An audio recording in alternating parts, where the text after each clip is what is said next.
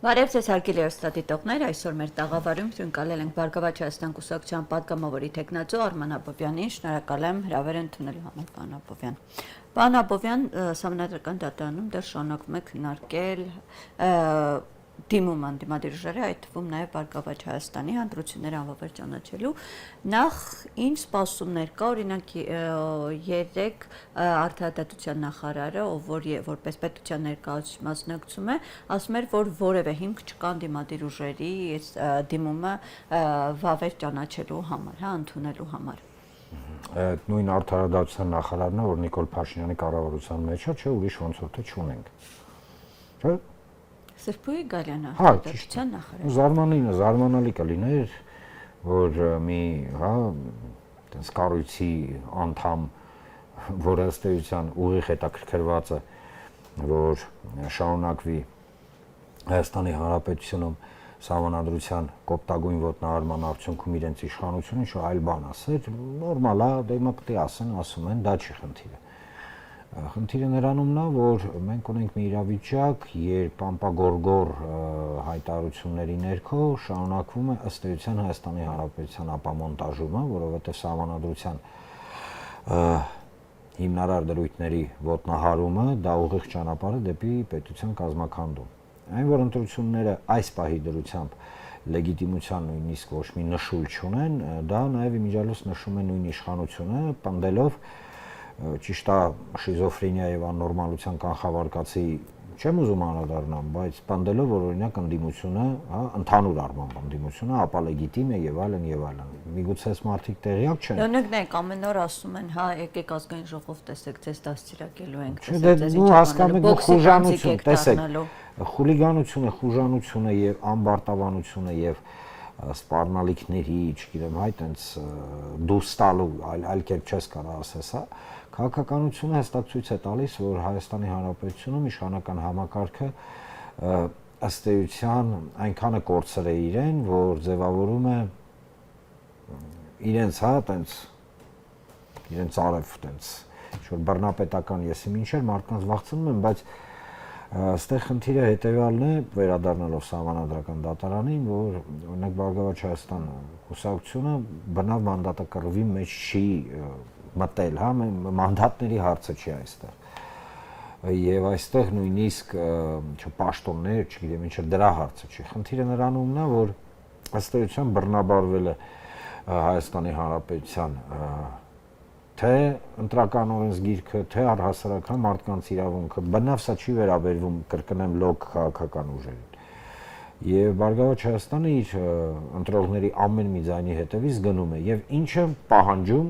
Սահմանադրական դատարանից։ Դուք կարող եք բարձր ծիծաղեք, բայց մենք ապրում ենք մի աննորմալ իրավիճակում, երբ որ ընդդիմադիր ուժերը, մասնավորապես Բարգավաճ Հայաստանը պահանջում են ընդամենը մի բան, որ Սահմանադրական դատարանը կատարի իր վրա դրված կարևորագույն առաքելությունը պաշտպանի Հայաստանի Հանրապետության սահմանադրությունը։ Այսինքն սահմանադրությունով ամրագրված Հայաստանի Հանրապետության քաղաքացիների կամարտահայտության ազատ, անկաշկանդ, իրավունքը, ուրիշ ոչ մի բան։ Պարոն Աբովյան, նայեք, թե դատավորների այսպես հայտարարություններից, թե կենտրոնական ընտրական հանձնաժողովի, նաև Նիկոլ Փաշինյանն էր ասում, որ նոր ընտրություններ անցկացնելու մտադրություն չունենք, այս ամենից պարզ է դառնում, որ Սահմանադրական դատարանը ամեն դեպքում անվավեր չի ճանաչելու ընտրության արդյունքները։ Այստեղ ինչ այլ տարբերակներ կան, օրինակ ասում են, որ միակ այստեղ, եթե անվավեր չճանաչի, գոնե այսպես հույս են հայտնում, որ գոնե այն ընտրատեղամասերում, 3 տեղամասերում, որտեղ ձայները չեր հաշվի, այնտեղ վերաքվեարկություն նշանակվի։ Ես չգիտեմ ճիշտն ասած, սա արդեն իրավական հարց է, բայց կարծում եմ, որ ոչ, որտեղ Սահմանադրական դատարանը, եթե ես չեմ սխալվում, իր լիազորությունների մեջ ունի այն գործիքակազմը, համաձայն որի պետք է ընդհանուր առմամբ կամ նոր ընտրություններ նշանակվեն, կամ ընտրությունների երկրորդ փուլ, կամ մանդատների վերաբաշխում, այսինքն, ըստ էության այնինչ այսօր այդ հիմնական խոչընդոտն է, որ գոնե մի քիչ ինչ-որ միտեղ ընտրությունները համարվեն գոնե կրկնում եմ լեգիտիմ, Այստեղ խնդիրը նրանումն է, որ այո, իշխանությունը անկեղծորեն եմ ասում, ինչքան էլ իրանք տես թշերը ուրցնեն, իրանց հա տենց ուժեղ տղեկի տեղ դնեն, այնուամենայնիվ շատ լավ հասկանում է, որ ինքը չունի Հայաստանի Հանրապետության բնակչության մեծամասնության աջակցությունը, ինչը ցույց տվեցին հենց նույնիսկ իրանց այդ ջարդելուց, մարդկանց բռնելուց, ձայնագողությամբ զբաղվելուց, հա, դրանից հետո նույնիսկ դրանից հետո իրանք 50%-ով շեմը չանցան, այսինքն դոնտի բանաձև բան է, հա, ֆինտի ֆլուշկեքը ես մա չեմ խոսում։ Ես ասում եմ հստակ, Հայաստանի Հանրապետության բնակչության մեծ ամասնությունը մերժեց այս իշխանությանը։ Բայց 3 ու 5 ունեն։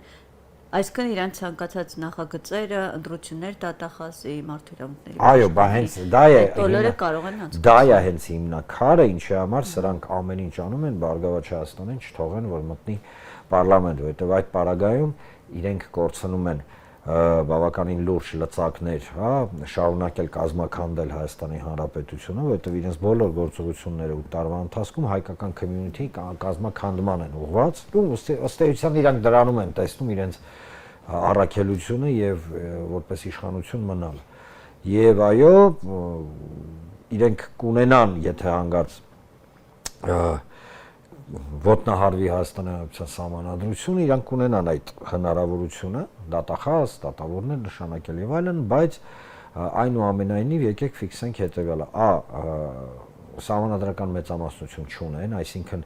Ալիևից իջեցրած հրահանգը Հայաստանի Հանրապետության սահմանադրությունը վերափոխել, հա, կամ փոփոխել իրենք չեն կարող կատարել, ու համենայն դեպս այս պարագայում ճիշտ է դիտարկում են հարակվեի տարբերակը, որ հավաքեն ինչ-որ տենց։ Իդեպ հիմա այդտեղ են ուզում փոփոխություններ անել, որ դրսում ապրող քաղաքացիները հանրակրվեին եւ ընտրություններին չկարողանան մասնակցել։ Դե ոտնահարում, տեսեք, ինքը ըստ էության այս մարտիկ շարունակում են Թուրքիայի եւ Ադրբեջանի քաղաքականությունը Հայաստանում, այսինքն փորձում են զրկեն Հայաստանի Հանրապետության քաղաքացիներին ընտրելու իրավունքից եւ այդ ընտրելու իրավունքը բնավ չպետք է կապ ունենա, որտեղ է ապրում։ Ստեղ գիտեք, խնդիրը հետեւյալն է, այո, երբ որ մենք խոսում ենք Հայաստանի Հանրապետության քաղաքացիների իրավունքների մասին, բազմաթիվ մարդիկ կարող են ասել, որ ընտրությունը պետք է կատարեն այն մարդիկ, ովքեր ապրում են Հայաստանի Հանրապետությունում։ Այս պարագայում կան բազմաթիվ մեխանիզմներ, թե ինչպես կարելի է աստիճանաբար այդ հարցը լուծել, օրինակ լեհական փորձը կա, Իսրայելի փորձը կա, Շվեյցիայի փորձը կա, Շվեյցարիայի փորձը կա, այսինքն այնպես չի որ միայն դնեն ու արգելեն։ Կան որոշակի ինստիտուտներ, որոնք թույլ են տալիս առանց մարդկանց իրավունքը ոտնահարելու այս հարցի լուծումը տալ։ Այլ խոսք, որ այս իշխանությունը ինքը հետաքրքրված չէ, մենք տեսեք մեր հիմնական սխալը ինչն է, մենք ի սկզբանե մեր գլխի մեջ հետևյալն է, որ իրենք առաջնորդվում են օրինակ իրենց պատկերացրած Հայաստանի Հանրապետության շահերով եւ դրան, հա, զուգորդող քայլեր են անում, որոնք հակասում են սահմանադրությանը։ Ոչ, դա այդպես չի։ Իրենք չեն առաջնորդվում նույնիսկ իրենց պատկերացրած Հայաստանի Հանրապետության տեսլականը, որովհետև իրենց գլխի մեջ չկա Հայաստանի Հանրապետության տեսլական, իրենց գլխի մեջ կա տեսլական, ինչպես պահպանել իշխանությունը, իսկ տարածքը, որտեղ իրենք այդ իշխանությունը կպաշտպանեն, մասնակի նույնիսկ, ինչպես կկոչվի, իրենց բնավ հետաքրքիր չի։ Պարոն Աբովյան, ընտրության արդյունքները դրան հետ տվող գործողությունները ցույց տվեցին, որ ամեն դեպքում ընդդիմադիր ուժերը չունեին, այդ թվում նաև 3 հիմնական ուժեր ընդդիմադիր չունեին այս քաղաքականության մեջ շատ տարածված պլան B, պլան G, թե ընտրությունների այս երկի բոլորը այսպես վստահում են, հա, հաջորդ վարչապետ գնում ենք հաղթելու, բայց թե պարտության դեպքում ինչ է լինելու կամ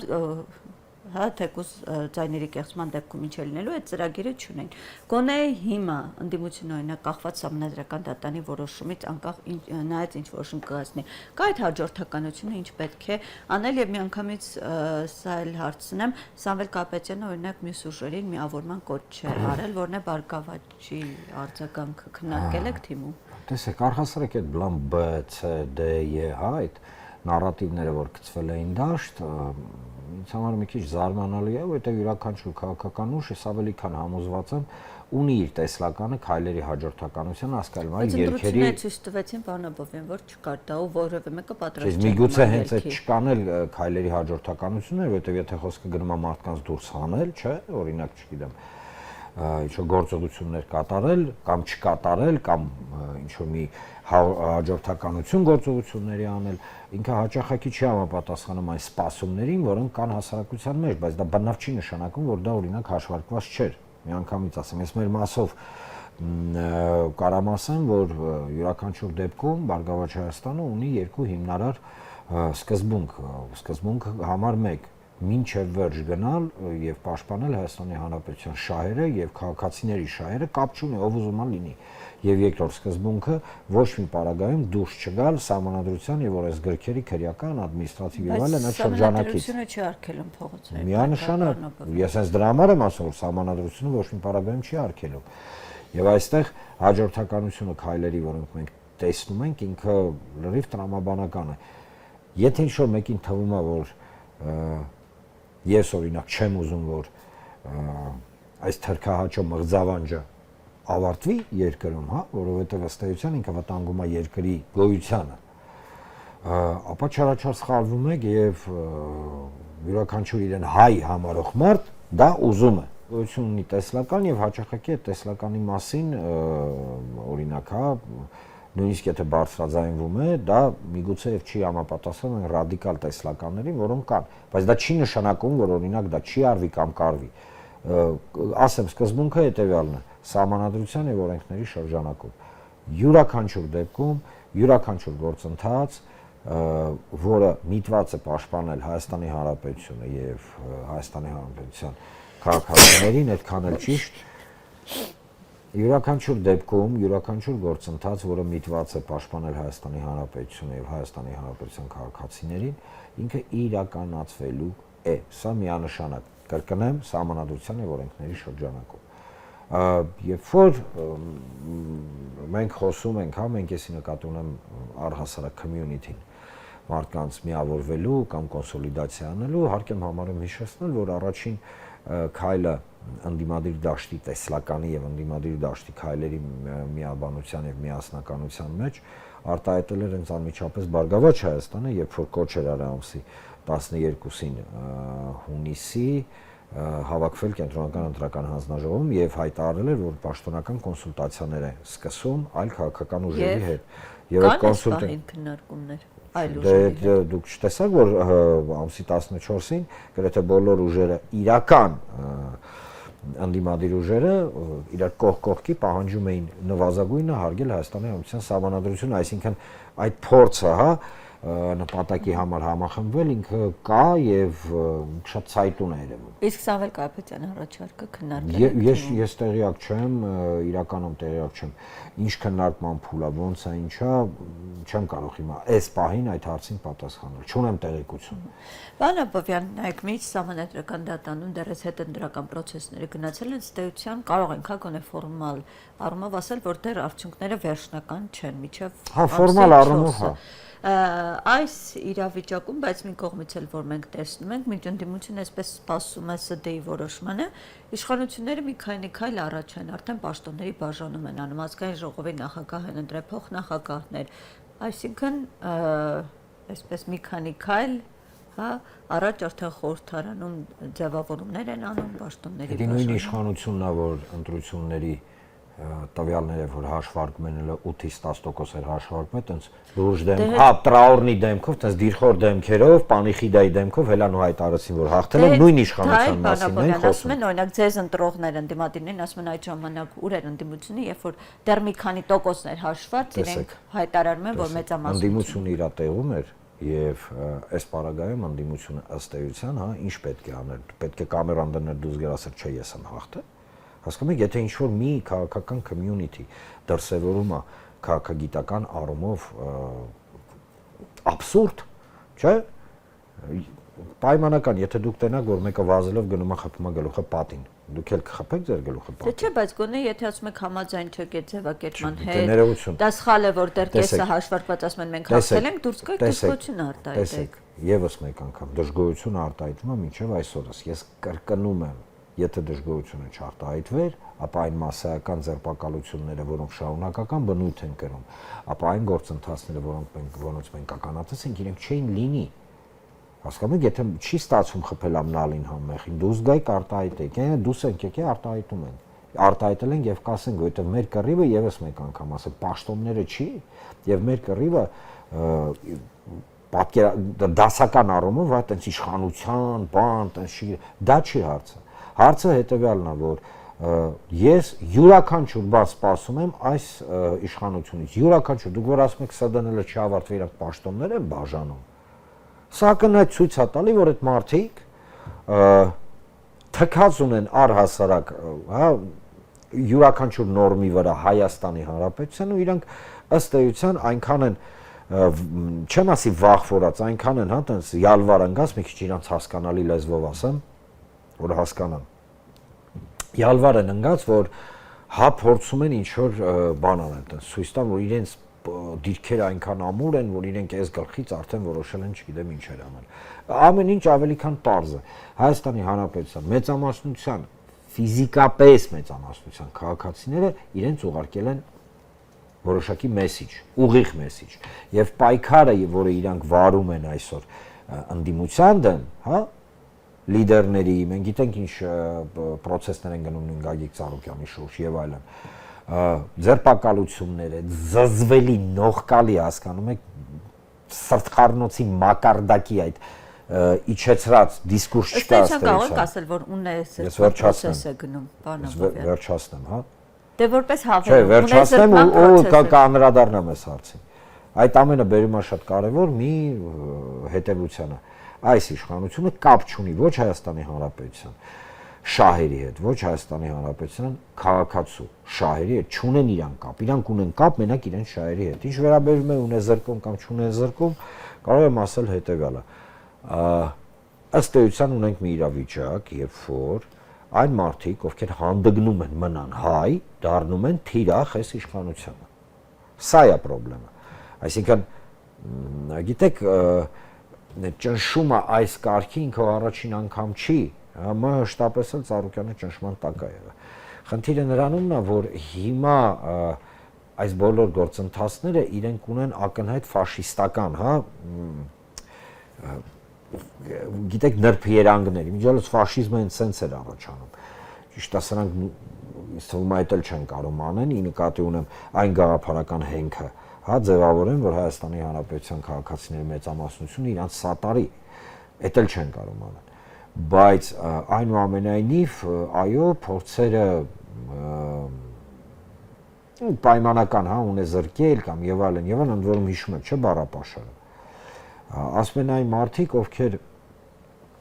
ըստ էության ուղղակի չեն պատկերացնում, որ իրենց պայքարը, կռիվը, ունեզրկումը ընդդիմության լիդերների հանդեպ, մասնավորապես Գագիկ Ծառուկյանը, իրենց իրավիճակը չի բարելավում։ Այսինքն այն 100,000-ավոր, հա, կես միլիոնից ավել կամ ես ավելի քան համոզված եմ 700,000 հոգի, այսինքն Հայաստանի Հանրապետության բնակչության մեծամասնությունը այս իշխանության դեմ է։ Ոչ թե դասական առումով դեմ է, ինքը ուզում է հայ մնա, հասկանում եք, եւ պայքարելով ընդդիմության դեմ դասական առումով պայքարում, ունեզրկելով, դատելով, նստեցնելով, ինչ-որ բաներ գլխներին սարքելով եւ այլն, իրենք չեն լուծում կարեւորագույն հարցը, որը իրենց տալիս Հայաստանի Հանրապետության քաղաքացին ու այդ պատասխանը չունեն։ Ինչ եք անում, արա։ Ինչ եք անում, ինչի եք երկիրը ըստ էության հասցնում մի իրավիճակի, երբ որ ցավով եմ արձանագրում, բայց իրենց բոլոր քաղաքականությունը համապատասխանում է Ադրբեջանի տեսլականներին։ Ինչքան էլ խափեն, ճղեն, տենց բան չկա, բայց դա տենց է։ Նույն հաջողությունով կարող ճղեն, հելնեն այնպես ղժղժան ձեներով խոսան, որ օրինակ մածունը սև է։ Մածունը դրանից սև չդառավ։ Պարոն Աբովյան, քանի որ արդեն քիչ ժամանակ ունենք, ուզում եի անդրադառնալ փոքր արտաքին քաղաքական Իսրայելի կառավարության մակարդակով ճանաչեց հայոց ցեղասպանությունը, թեև Հայաստանի իշխանությունները ասում են, որ որևէ արձագանք, հա, չկա այս ամենին, այն ինչու հենց հիմա շատ պարզ պատճառով, տեսեք, Հայաստանի Հանրապետության իշխանությունների ձեռը ճարելները մի բան էլ բողոքի նոտա կուղարկել Իսրայելին, որովհետև իրենք կրկնեմ, իրենք տեսնում են իրենց գոյությունը թուրքական հետաքրքրությունների ներքո։ Տեսեք, եկեք ի սկզբանե ասենք հետևելը, բոլոր պետությունները, որոնք ընդունել են Հայոց ցեղասպանությունը, միգուցե 1-2-ը ոչ, բայց ընդհանուր առմամբ իրանք ընդունել են Հայոց ցեղասպանության փաստը իրենց շահերից դուրս գալով։ Իրենց շահերից, իրանք չեն ընդունում մեր շահերից դուրս գալով, իրանք ընդունել են իրենց շահերից։ Այո, Իսրայելը Թուրքիայի հետ ունի լրջագույն խնդիր։ Այո, բավականին լուրջ խնդիրներ ունեն իրար հետ։ Այո, Իսրայելը հանդիսանում է թշնամական պետություն Հայաստանի Հանրապետության հանդեպ, որտեղ եթե Իսրայելը չլիներ, Ադրբեջանը չէր կարող անել այն, ինչ արել էր։ Զենքի, լոգիստիկայի, դիվանագիտության, հետախուզության պահում մենք գիտենք, որ ինչպես էր Իսրայելը փայփայում իր կողմից, հա, այտենց աճացրած այդ հրեշին տարածաշրջանի, որը կոչվում է Ալիևյան Ադրբեջան։ Այո, իրենք իրենց շահերից դուրս գալով ընդունեցին այս ցեղասպանության անհերքելի փաստը։ Բայց դա բնավ չի նշանակում, որ մենք չպետք է վերցնենք այդ փաստը իրանց կողմից ընդունած եւ չօգտագործենք մեր օգտին։ Ինչ-որ մեկին թվում է, որ օրինակ Միացյալ Նահանգները իրենց շահերից դուրս գալուց չեն ընդունել։ Շո մեկի թվում է, որ օրինակ այլ պետություններ, իրենց շահերից իրենք ընդունել են միայն եւ միայն իրենց շահերից բխելով, դա նորմալ է, որքան էլ զարմանալի չլինի։ Եթե վաղը Հայաստանի շահերից բխի, որ մենք ընդունենք Դարֆուրում տեղի ունեցած ցեղասպանությունը, մենք կընդունենք, չէ՞։ Իսկ Հայաստանի Հանրապետության իշխանությունների արձագանքի բացակայությունը խոսում է միայն մի բանի մասին, այս մարդիկ աշխատում են Թուրքիա Հանրապետության, չգիտեմ, հիմնական տեսլականի եւ հիմնական հետաքրքրությունների ներքո դժվար է դա հասկանալ, որի մենք չենք թաքցնում դա։ Այսինքն զուտ Թուրքիայի հետ այս հարաբերություններով է պայմանավորված։ Հա, ուրիշ ոչ մի բան չկա։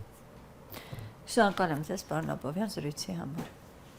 Հարգելի ստատիտողներ, հիշեցնեմ, որ մեր տաղավարում զրուցում ենք Բարգավաճ Հայաստան կուսակցության պատգամավորի տեխնացու Արման Աբովյանի հետ։ Շնորհակալ եմ հետևելու համար մեր եթերին, կհանդիպենք։